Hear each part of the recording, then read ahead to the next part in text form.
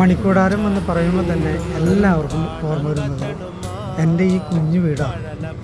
ഈ വീട്ടിൽ ഒരുപാട് ആളുകൾ സഹായങ്ങൾ ചോദിച്ച് വരാറുണ്ട്. ഞാൻ പാടുന്ന പാട്ടുകളും ഒക്കെ വിറ്റ് കിട്ടുന്ന കാശ് അത് പാവങ്ങളെ സഹായിക്കാനുള്ളതാണ്. അതുപോലെ തന്നെ എൻ്റെ അച്ഛനും അമ്മയ്ക്കും വേണ്ടി ഒരു ഓർമ്മയ്ക്കായിട്ട് ഒരു കലാഗ്രഹം പണിതുണ്ട്. അവിടെയും ഒരുപാട് ആളുകൾ വരും.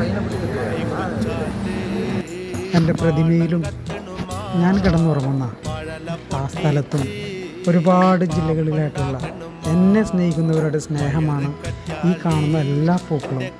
അപ്പോൾ എന്താ എനിക്ക് പറയേണ്ടതെന്ന് അറിയില്ല. മാർച്ച് 6 എന്ന് പറയുന്ന ആ ഒരു ദിനം ഒരിക്കലും എന്നെ സ്നേഹിക്കുന്നവർ അത് മറന്ന ഞാനില്ല.